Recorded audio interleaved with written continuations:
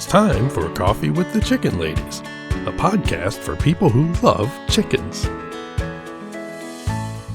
Hey everybody, and welcome. It's Chrisie&Holly from Coffee with the Chicken Ladies. We're here, and this is episode number 249 of our podcast, where we talk about everything chicken, family, fun, and more chickens. More chickens! We drink a ton of coffee. I'm talking a ton. But most importantly, we hug chickens every day. And we kiss them too, don't forget. We brew coffee from a little coffee roaster in Houston, Texas. Bright and early coffee. Holly Ann, what kind of coffee are we brewing today? Delicious hazelnut. You can never go wrong with hazelnut coffee or hazelnut creamer. I love it all. Right. Now, if you're not drinking this hazelnut coffee from Bright and Early Coffee, you're missing out. Where should everybody go? brighthandearlycoffee.com. And use our code CWTCL15 for 15% off of bagged coffee. If you need K-Cups, go over to Amazon and follow them on Facebook and Instagram. Are you ready to sip some of this delicious hazelnut coffee and chat? I am. But first, a word from our sponsor. We have some exciting news to share from our sponsor, Grubbly Farms. They're here, new and improved, Grubbly's World Harvest. I'm a longtime subscriber, and my flock love the healthy, nutritious treats, plus orders $40 and more ship free. If you haven't heard, Grubbly's has a fantastic layer pellet and crumble feed. It's packed with plant and insect protein, perfect for those picky chickens and ducks. Grubbly Farms makes food and treats for healthy pets and planet. To support us and Grubbly Farms, use the link grubbly.co/coffee. Try it today. If your girl's feathers need some love this season, check out Nutrena Naturalized Feather Fixer. Now packed with even more protein for full and vibrant feathers, keeping your birds healthy and productive through molt and all year long. Learn more at the link in our bio or at NutrenaWorld.com. Okay, we're in September, baby. It's apple month. Oh yeah, it's wonderful. Hearing about the apples, usually September is Applepalooza. Well, my Liberty apples, I've already harvested my Liberty apples and made some of the recipes for this month with them. And yeah, today's offering is super easy and delicious. I'm all about those apples. You know that. If you didn't know it, then you're obviously a new listener or not listening to the show. Hey, if you're a new listener out there, welcome. Now, Definitely. This has nothing to do with apples, but it just made my heart swell with the adorableness of it. So I noticed when I go out to let the ducks out in the morning, or anytime I go over there, Dandelion is one of the runners. She's a fawn and white runner, and she had some growing troubles, remember? Right. So, I mean, she's just grown into a fine and healthy, beautiful little duck. But when I let them out or when I walk over to where the duck run is, she runs right to the fence and she bows to me. And I noticed that Hyacinth, who is the blue splash runner, was bowing. So I looked it up. That's what they do to say hello and let you know that they like you. I know, it's super cute. We were talking about it, but I think that you thought maybe you were the queen and they were bowing. I did not think that. The queen of what? Queen of my own yard? Queen of what? The queen of the Kosmala household. They're well, like, I mean, I am that, but that stops at my property line. they're like, we must bow to Queen Holly. But no, it's super cute. You know, I have to joke about stuff, but yeah, cute. When we were talking about that, I just kept thinking like Queen Holly Ann of the Kosmala estate. It did not enter my mind, but it's a funny thought. I don't know. I just think ducks are charming. I mean, and you know me, I don't get into this whole one is better than the other. I love all the poultry. The ducks are absolutely charming.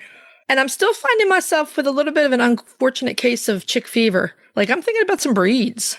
You always are. It never goes away. I always am. Okay. Anyway, that's what's happening over here.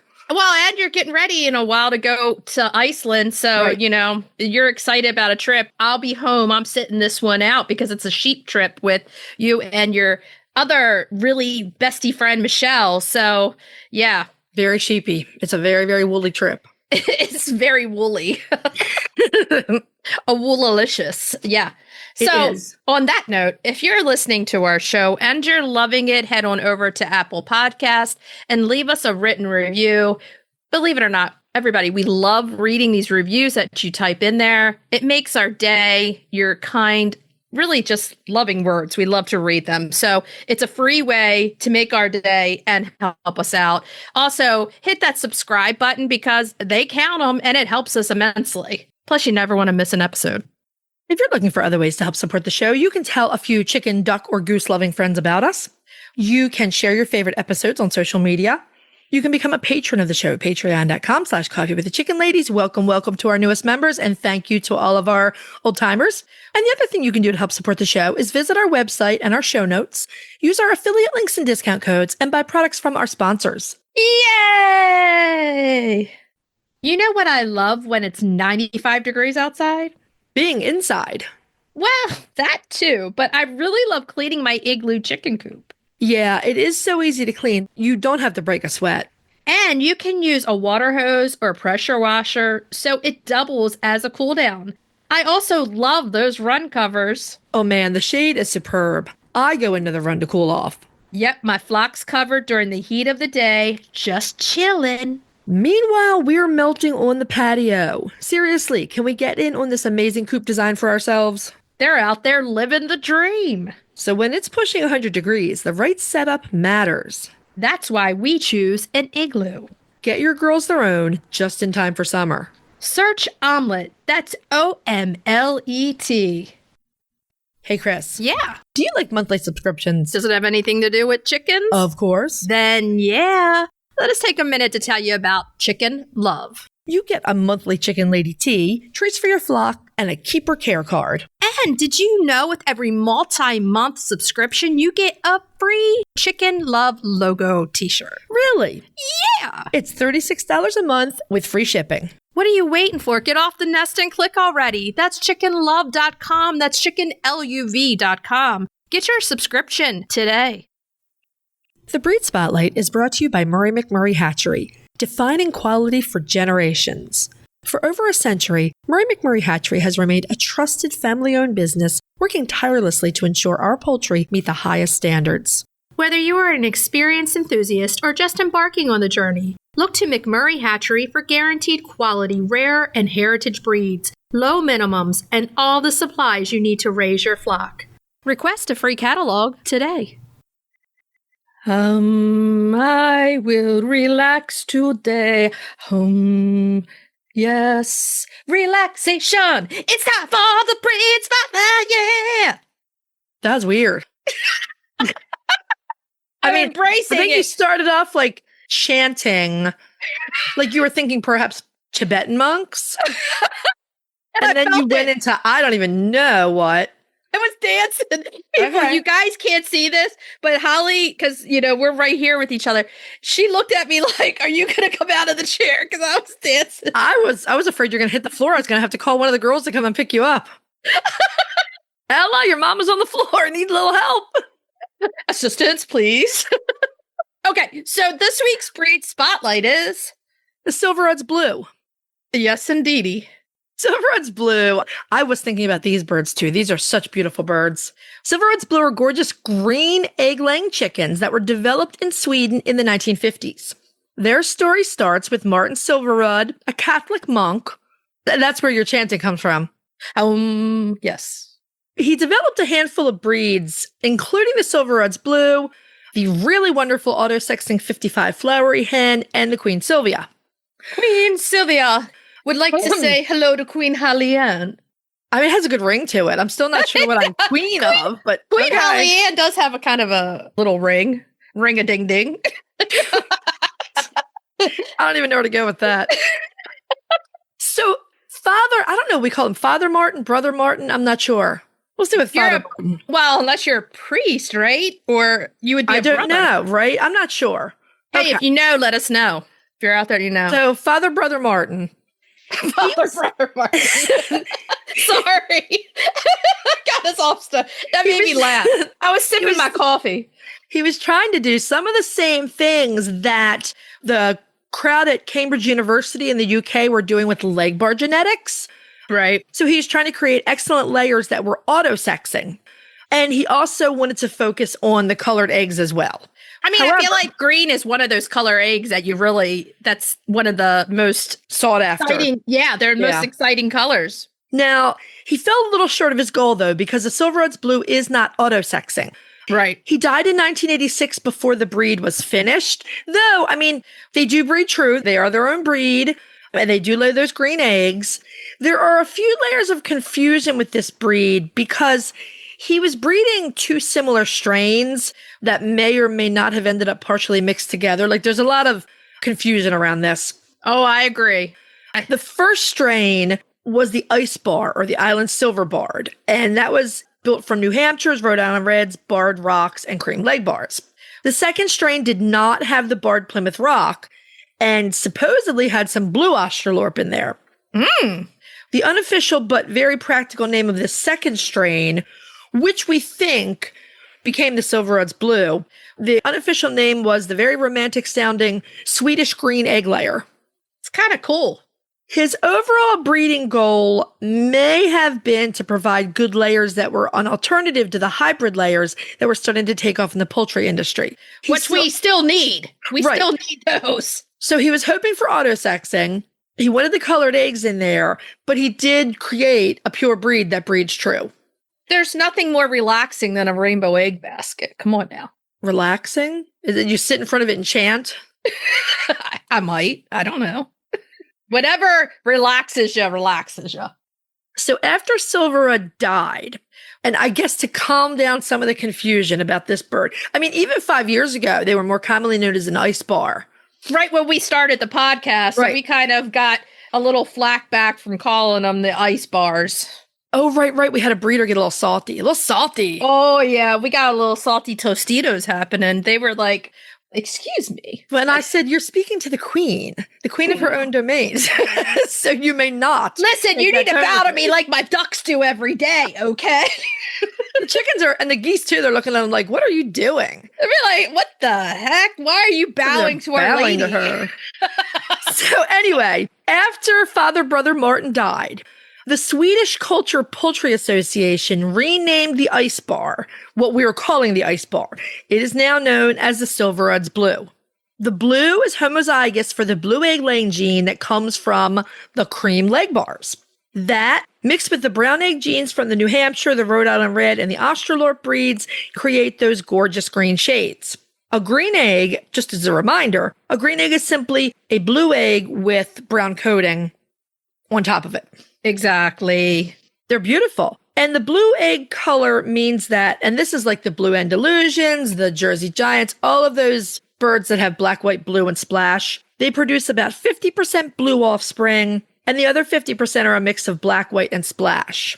So if you're lucky, you get that splash. That's so beautiful. You know, one of my runners, she's a blue runner, but she's a blue-black splash, and she's stunning. Was she bowing? Yeah, she is bowing. Oh, God. That's Hyacinth. Okay. She's bowing, yes. According to Greenfire Farm, there are three main colors of the Silverudd's blue. It's the black, blue, and the splash. And simply put, if the birds lack a blue gene, they're black. If they have one copy, they're blue. But if they have two copies of the blue gene, they are splash. You got that? Right? I know. Everybody got that. There's some blue, some black, some splash. You're going to get green eggs. That's what you need. We're going to sum that up. They're all pretty. You're going to love whoever you get. So let's go into kind of what they look like. In general, the blues have a straight comb, those red earlobes, blue legs, and are some version of blue shades, varying from light to dark blue, often with some lacing on the feathers. They're really pretty birds. I mean, they would make a great addition to your flock. The black and the splash color varieties are beautiful in their own right. I mean, you know me, I love splash. I love anything that's a little mix-up cocktail there. It's great. You know me, the queen likes spotted birds very much. You open that door, honey. I'm just standing in it. The ducks are like, she's coming. Bow your heads quickly. It's not. Oh, the little magpie did too. Zinnia. Now I've got to hear about this all day. And now this one is bowing to me also. Back to the blue. Now, the splash can vary in appearance from some light sprinklings of freckles to dramatic mottled patches of blue on white. I love my mottled chickens too. Roosters are very handsome. Now, we love these roosters. They generally have either birchen or silver hackle and saddle feathers. Roosters, I mean, they got the goods. They're all these very roosters handsome. running Very around. They got the handsome. long flowing feathers everywhere. I mean, they got the goods because they need to represent and impress the ladies. Hey, ladies, watch me shake my waddles. Watch me shake my Show you tail. how hot I am with my waddles. Let me shake my tail feathers. I mean, myself busy doing that. I'm kind of doing it too. Okay, so Greenfire Farm imported the first Ice Bar Blues from Sweden in 2011. So it's not that long ago. Right. This was the year before the Swedish Culture Poultry Association changed the breed name, and Greenfire Farm made subsequent importations in 2013 and 2014. They note that the Silverudd Blue is the only single-combed green egg layer in the world, okay? In the whole world. I was thinking about that, right? And most of the other, green and blue egg layers have a pea comb from the Araucana genetics. I mean, not every single one, but most of them, yeah. So that's pretty awesome. I mean, they need to be in the Dr. Seuss books, the green eggs and ham. They do. Now, last year, Greenfire Farm chose to have the flock genetically tested to ensure that they are only breeding birds who are homozygous for the blue egg gene. They used the IQ Bird Testing Lab in Miami, Florida for the testing. Miami! Live strong. You finished. Greenfire never finished. Never. Greenfire Farm can now guarantee that the offspring produced from their flock of Silverudd Blues will be homozygous for the blue egg gene. You're getting green eggs if you buy Silverudd Blues from Greenfire Farm. So get yourself some ham to go with your green eggs. The American Silverudd Blue Association has an expanded website with plenty of recent history as well as some resources and a breeder's directory. They're a great source of information for anyone interested in these birds. If you could not follow all the confusing things that we were saying early in this breed spotlight, go to the American Silverudd Blue Association. Learn you some other stuff. Yeah, and bow to Holly on your way, too. Stop! Only if you're on my farm. Only. She's used to. I'm not coming on your farm and bowing to you. I'm going to tell you that right now. You don't have to. The ducks do. Now, speaking of ducks are good egg layers. These hens are very good egg layers, producing around 250 eggs a year. 4 to 5 eggs per week of the green variety. Now, that's pretty good. They're really pretty eggs, and they're going to be varying in shades of green. Some eggs also have speckles. Now, the speckle green eggs, they're like gorgeous gold eggs. Yeah, they're like gorgeous gold eggs. And the hens will occasionally go broody. Sometimes I feel like with whatever breed, it all depends on the personality of the bird. And if they really got the genetic kind of broodiness in them, you could have 2 from the same stock and one goes broody every year and one doesn't. Absolutely. So there we go. The Silverudd Blue are currently not APA recognized. The Swedish organization maintains a stud book, but instead of emphasizing type, they concentrate on egg color and frequency of lay, which I love. I think that's really important. Is that like Tinder for chickens? Swipe right. Oh, you mean the stud book? Kinda, maybe? I don't know. Wait, let me see if I like this guy's feathers. Okay. Swipe right. Silverudd Blue are supposed to be quite winter hardy, despite having a smaller frame. Watch the big combs on those roos, though. These birds are good foragers. They're very active, but they are also a common laid-back breed that does really well with people. Which is great. I mean, great homestead bird, great with kids. Pretty enough for a fancy chicken lady's flock, and great for permaculture and regenerative ag systems out there. They're going to be a great addition. Alchemist Farm was selling Silverudd Blues in small quantities, so you might want to check with them and see if they still are. You can buy unsexed chicks and sometimes hatching eggs from Greenfire Farm. And a lot of people have bought Silverudd Blue stock from Greenfire and may be selling locally to you. So Google is your friend. Yeah, definitely. If you have them, share those pictures on Instagram, hit the mention button, put in Coffee with the Chicken Ladies. It comes right to our DMs, and that way we can reshare it easily. We love it when you guys send us the story so that we can reshare. We love sharing your stuff. Are you ready to dive into the fascinating world of backyard ducks? Look no further than Metzer Farms, your premier destination for top quality waterfowl. Whether you're a seasoned breeder or just starting out, Metzer Farms has everything you need to elevate your flock to the next level. And if you're passionate about call ducks, you're in for a treat. Metzer Farms hatches a stunning variety of call ducks, meticulously bred for their miniature size, beauty, and calm temperament. From snowy whites to vibrant colors, each duck is a masterpiece waiting to grace your backyard. Visit metzerfarms.com today to browse their extensive selection and start your journey into the wonderful world of waterfowl. Metzer Farms, where passion meets perfection. If you're looking for a chicken coop that's produced in a planet-friendly, sustainable way, try Nestera. Each coop is made from highly durable, 100% recycled plastic that keeps the equivalent of up to 2,000 shampoo bottles out of a landfill. Their clean, modern design will fit into any garden or run area and comes with an industry-beating 25-year warranty and a range of handy accessories. Simple to put together, so quick and easy to clean, and most importantly, red mite resistant. Your chickens will love it. Quick shipping from Nestera US. For a 5% discount, use the affiliate link in our show notes, on our website, and on Instagram. Link in bio. Check them out today. If your girl's feathers are looking a little ruffled, don't worry. Neutrina's got them covered. NatureWise Feather Fixer is now packed with 20% protein.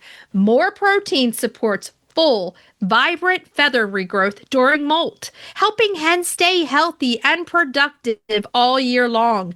Because when your hens look and feel their best, they lay their best through every season. Want to learn more? Go to the link in our bio or head to neutrinaworld.com. Okay, so are we ready to move on to main topic? Yeah. Yeah. Now, this week it's us. We're going to be talking molting. Yes, you heard it, molting, because dang, it's bad right now. It is our annual molting episode. We need to do like the confetti drop, like right? Molting. It's this year's molting episode. I mean, I've been doing this for a long time. I mean, this could be testament to my advanced age. I don't know. But I appreciate our reminders. Sometimes I'm like, oh yeah, I forgot that. Do that. We remind each other a lot. So when we think of molting, we think feathers falling and what we need to add, more protein. Right. It is true. You know, all those things are true out there. Not all, but this If you're new to chickens, or if this is your first year, like if last year was your first year with a flock, this year will be your first year of a fall molt, an annual molt. So just a couple of reminders. Feathers are made of keratin. That is the same protein that makes up our hair and fingernails. A molting bird has a lot of feathers to regrow. So one of the most important nutrients you can give them is supplemental protein. I mean, think about your nails when you grow and your hair. And if you change your diet right now, the big thing is protein, even for people, you know, everybody's pushing, I need high protein because, you know, protein is like that factor, that magic thing that helps everything grow. Yeah. Mm-hmm. So if you're eating a higher protein diet, it's the same as with the chickens. You're going to grow things quicker than if you didn't, because you have all those supplements in there. Now, we're going to talk about Feather Fixer, because Feather Fixer is a great food that is commercially available to all of us in the US. I don't know worldwide, but I'm pretty sure you can get it on Chewy, so you can have it delivered right to your door if your local feed store doesn't carry it. And it's made by Neutrina, and it's something that is like no other. That's the only way to describe it. It's the only thing like this on the market. Well, I will say that I have a blend I've made up for my molting season this year, and I do have birds molting, but they're having an easier and quicker time growing feathers. I'm seeing people get through a molt without ever looking like porcupines. Right. But some of my older girls. So right now I'm feeding a mix of Feather Fixer, which is now 20% protein, and Harvest Blend, the whole grains, which is 18% protein. And it seems to be the sweet spot for my birds. Now, I have some smaller chickens and larger chickens, and my chickens, I'm going to be for those other people out there that have fed crumble all along and are on the crumble side. I'm going to give you an alternative to this, and it's also through Neutrina. You guys know we absolutely adore Neutrina's products because they're like no other and they're affordable. So I feed the NatureWise layer crumble, and I mix it with the silky layer feed that's also a micro pellet. So it's small. It's 22% protein for the It's a lot of protein. Yep. So it's still got the essential oils and everything else in it, But that way, if my chickens aren't going to eat pellet, for me to mix in the Feather Fixer pellet, I would have to mash it, which is the other alternative. No, I think your mix works perfectly. There's nothing wrong with it at all. All of my bantams are on the silky food. All of them. So, yeah, this is like you can start nutritionally up this now with these foods that are out there, which a lot of people in the past didn't have that option. Right. I think it's making a world of difference to my birds. If you're looking for another option, you can also go with game bird feed because that protein can also be as high as 22%. So grabbing some Nutrina Country Feeds game bird and mixing that in with your ration is also an option. Now, you can also add Grublies, the grubs in. They're high in protein, high in calcium, with sunflower seed meats. It's also the black sunflower seeds I thought were higher in protein for some reason. It might be, but if you get the sunflower seed meats, they don't have the black shell on them. Right. And the tuna fish, if you need to pump up protein and calories for, birds who are really just need that extra push. And you're going to have to watch them during this time because some will come through like a champ. They'll look like porcupines, but they will keep doing everything. And some will look like porcupines and say, oh God, I can't move. A bird that looks miserable might be a bird that's not eating enough. So just, offer them a little extra something if you can. Try to get them eating and drinking. We talk about this a lot, but chickens do need a little bit of fat in their diet. And one of the reasons is because fat-soluble vitamins, including A, D, E, and K, they all need a little bit of fat. Vitamin A has a direct effect on skin health and in turn on the whole molting process. Right. So poultry tend to get vitamin A from greens. So a little bit of extra fat in their diet in the form of sunflower seeds or a suet treat will help them use that vitamin A that they're probably still getting from grass and greens right now. It's September. It's early. We haven't had a frost yet here. Now, if you're looking for a daily supplement, Strong Animal Chicken Essentials has the chicken elixir. You hear us talk about this all the time. It's amazing. It's got really great things in it that you can use on a daily basis, and we both use it. So chickens have probably been molting for thousands of years because we know they've been domesticated for thousands of years. This is just some really good nutrition to help them get through it faster. I feel like it starts with nutrition. It does, absolutely. Other things that seem obvious but might not be, especially if you're a new chicken keeper, don't handle a molting chicken too much. Pin feathers coming through that feather follicle are very ouchy. Plus, a lot of them have a blood supply until the feathers have emerged far enough, and you can make those feathers bleed or even fall out and bleed like crazy. The most painful time for a chicken that you're going to notice is not the blowout. So the blowout will happen, and then a day or two later, you're going to be able to, if you handle them, is the little nubs that are right under the skin. As each one of those feather follicles starts to break the skin, it feels like a needle. So they hurt. They hurt coming through the skin.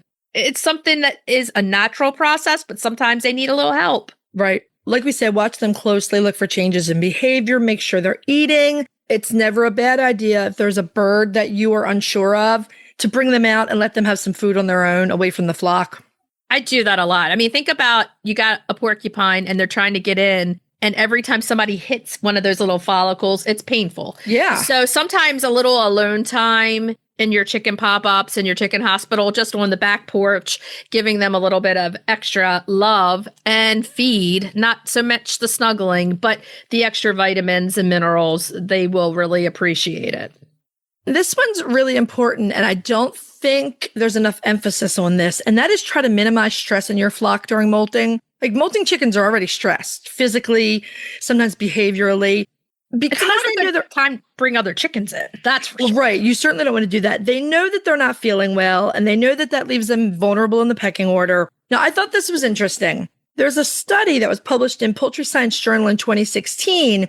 They found that these elevated corticosterone levels produced by stress led to decreased gastrointestinal functioning. You don't want that during molting. And it also led to a depressed immune system with the heterophil to lymphocyte ratio greatly elevated. Yeah, I mean, let's talk about if they get digestive issues, crop infections are major parts of molting because chickens who aren't staying in with the food bowls are what we call outside combers of the runs and wherever they go. And they're eating junk. And crops are kind of like a side effect of molting, crop infections. So you have to watch those crops. It's a little bit more intensive, like observing your chickens every day when they're molting, just to make sure that they're eating, they're drinking, they're feeling good, and kind of feeling and watching those crops when they walk out the door in the morning. Don't have to feel them, but you can see it if they're not emptying. So you want to keep an eye on that also. Besides all those other causes of stress, when the chickens aren't eating enough during molting, the low protein in their diet also triggers production and release of the corticosterone. And we know that molting can already trigger a protein deficiency because the body needs so much of it. So if you add all of these molting issues together, you kind of have a perfect storm for major stresses. Yeah. So like you said, don't add new chickens. Don't do like major reconstructions to your coops and runs right now because your birds need some peace and quiet to get through the molting process. They just need, a little bit of, you can up your level of observation so that you can adjust things. So if you see somebody who's not eating as well, you can bring them out on their own, give them some quiet time and a bowl of feed, or make a mash with some water in the feed. They tend to like when you make like soft food for them. So it's a little bit of year for mash anyway. Yeah, a little bit of extra care.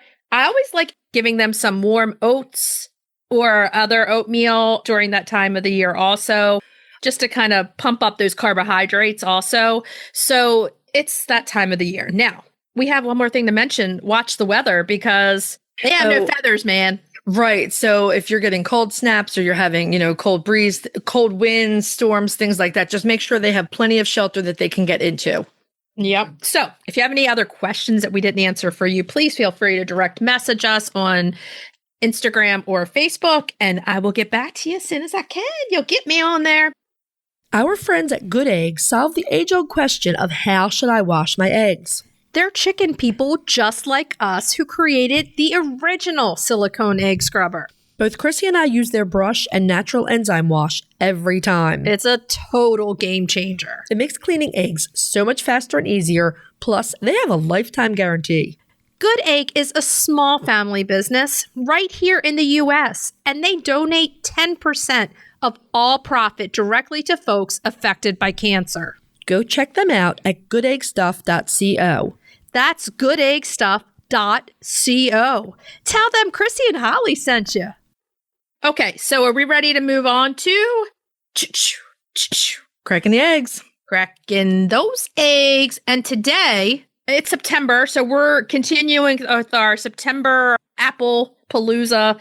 Now it's a tradition, the Autumn Apple Frittata with herbs, because we want to mix as many apples as we can into our diet right now because they're fresh. This is very quick and really delicious to make. Like, it's perfect for a quick lunch or when you need to get dinner on the table really fast. This recipe makes 2 servings. You can double it for 4. I was surprised how well the flavors went together. It's delicious. Yeah, exactly. So let's go through the ingredients. We need 1 tablespoon of butter or dairy-free butter, 1 apple thinly sliced, 5 eggs, 1/2 to 2/3 cups of shredded cheddar cheese. I eyeball it always with cheese. Yeah. I'm always adding everything. Or dairy-free cheddar or a cheese of your choice. And you're going to divide that. About a tablespoon of chopped fresh herbs. We used thyme, chives, and dill. You can mix those up, whatever you have on hand, and some salt and pepper. You want a large cast iron or other oven-proof skillet. You're going to melt the butter over medium heat. Add those sliced apples and spread them out in a single layer if possible, so they're all cooking. And you're going to keep them on the heat until the apples are soft, and that takes about 3 to 5 minutes. While the apples are cooking, add your eggs to a medium mixing bowl and beat or whisk them until they're well blended. Stir in half of the cheese and add the herbs. You're going to pour that egg mixture over the apples and then season it with salt and pepper or anything else you want. Cook the frittata until the edges and the bottom of the eggs are set and the top is just starting to set. That takes like anywhere between 5 and 7 minutes. Yeah. Now, while those eggs are cooking, you're going to move an oven rack to the top half of your oven and heat your broiler. Sprinkle the other half of the cheese on top of the frittata and slide the pan into the oven. You're going to broil it until the top is set and the cheese is melted, which is like 3 to 4 minutes. Do not look away because it can go from brown to burned at lightning speed. Take the pan out when the top is brown, the cheese is looking melty and delicious. You can cut the frittata in half or quarters and serve it hot.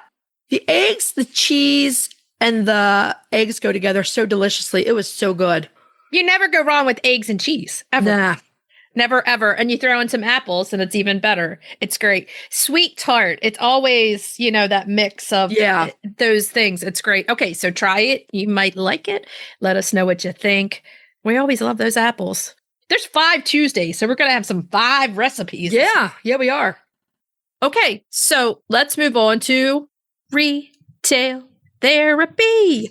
Retail therapy. Yeah. This week's retail therapy, it's kind of going to be short and sweet because there's a few options out there, but we want you guys to remember for molting, you can use Suet Cakes, and they have healthy fats in there for your chickens during molting, and a lot of them are super high in protein because they use peanuts, and it's a really good protein to give your birds. It's really good.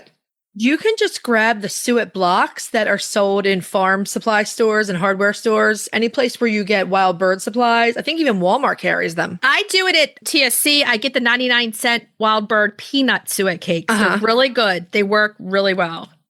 So they get their fats. They get some more protein that way. There are a couple of brands that make them. There are also Suet balls, which are little round pea-sized treats that you can get for your chickens. And you can make your own Suet treats. You can either get Suet from a butcher or you can use coconut oil. And also, again, you're getting that fat that they need.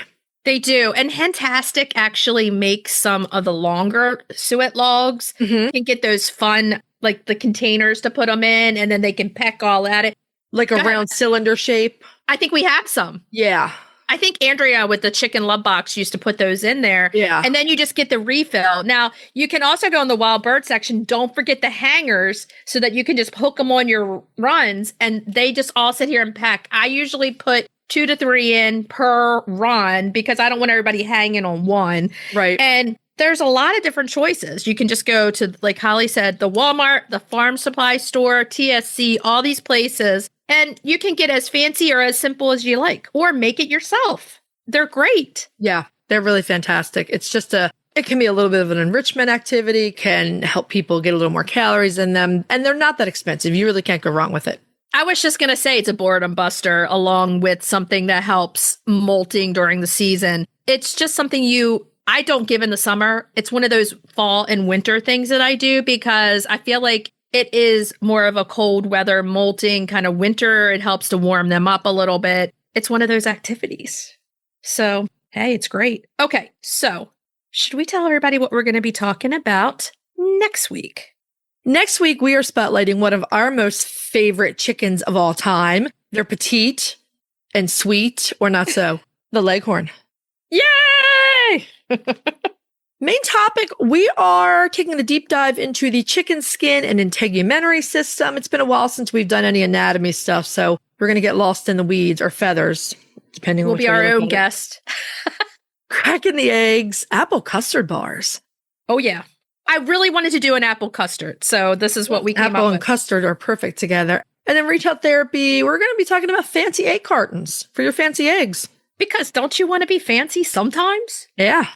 What should we tell everybody to do until next week? Hug your chickens, ducks, and geese. Every day and kiss them too. We'll talk to you next week. Bye-bye. Bye.